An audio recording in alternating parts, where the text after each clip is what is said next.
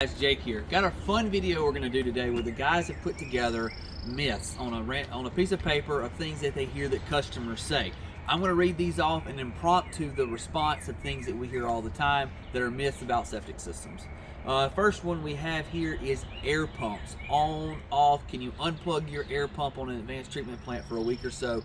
The answer is absolutely not, and here's why. Because think of it like an aquarium. The fish inside that aquarium need that oxygen to breathe all the time. You don't go and unplug your air pump on your aquarium for intervals of time. So the same way that bacteria inside your septic tank, even though you might go on vacation, even though something's happening where you might can unplug it, you think because you're not going to be using it, but that bacteria then will die. You come back and plug it in, you're going to have an awful smell, and that system's going to try to treat wastewater, and it's not going to be treating it 98.8% pure. It's going to be much less, therefore the system's going to fail.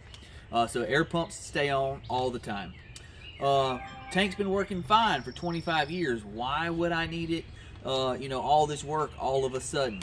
So a lot of times we run into a conventional septic tank that's been working great for a number of years, and that sludge from that tank has been making its way out into the field line. Why you're calling is because you're having an issue.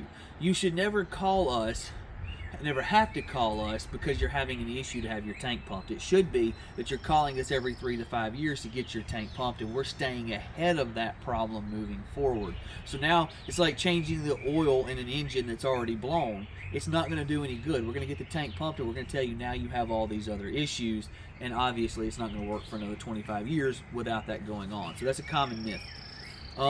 Buttermilk or yeast bacteria. This is one we get all the time. I've heard dog food, buttermilk, yeast. Listen, those are bacterias, but bacterias, there's millions of bacterias in different styles and types and characteristics of each one. And what we want is bacteria that's designed to break down waste. It's a composting style bacteria, even separate from your own intestinal bacteria, that really gets in there and gets aggressive and breaks stuff down. Buttermilk and yeast is not that. You'd have to fill that whole tank full of yeast to get even just a 1% of the amount of bacteria that you need in order to be doing its job.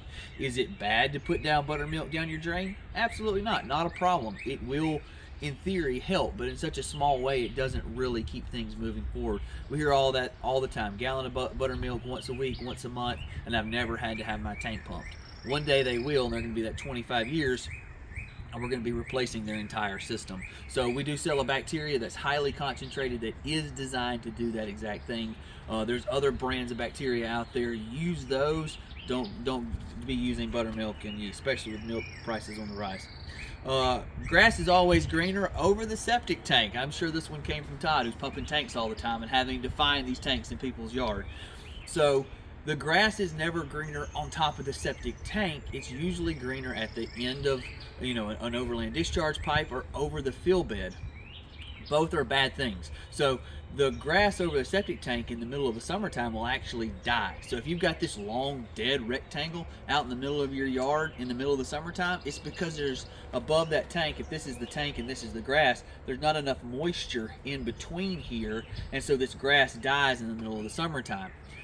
You're getting grass on top of your fill lines in the middle of the summertime. You used to see these long green lines of grass going out through the yard. It's because if this is now your field line, instead of that water going down into the ground the way it's designed, something's struggling in here, roots or a biomat from not having the tank pumped out enough, or just a really old system. And so that water's having to go up to the surface, and that's where that green grass is getting happiness to its water, to its roots, and making it really, really happy. So grass over the greener over the septic tank, no, that's a bad thing. Give us a call. Flushable wipes is probably the best marketing strategy of any one product in the world. Flushable doesn't mean septic safe. Flushable means it'll go down the toilet. Well, there's a lot of things that'll go down the toilet that aren't good for your septic tank. So flushable wipes, they don't make a septic safe wipe, so you don't have to look and try to look for a certain language. There is not a septic safe wet wipe for your septic system. It doesn't exist. They're flushable, they're not septic safe. We don't advise them, we don't use them. Difference between a spray pump and an air pump. So this is a last one here. It's pretty common that people get confused on what type of pump is where on an advanced treatment plant. If you've got the style that the spray heads pop up in your yard and do the spraying, there's actually a pump in the tank, and then there's the air pump that's up by the house. So the pump up by the house is only pumping air. It's not actually forcing water out of the tank. That's the air pump or the aerator. And then the pump that's in the tank is called the spray pump or the jet pump. It's actually handling that treated wastewater and pushing it out to the spray head. So two different types of pumps there. So there's a handful of myths for you to go over and to listen and to enjoy. If you've got any more, put in the comments, put in the section below some myths, some questions that you might have. We'd love to do another video and answer some of these problems. Thanks so much, guys.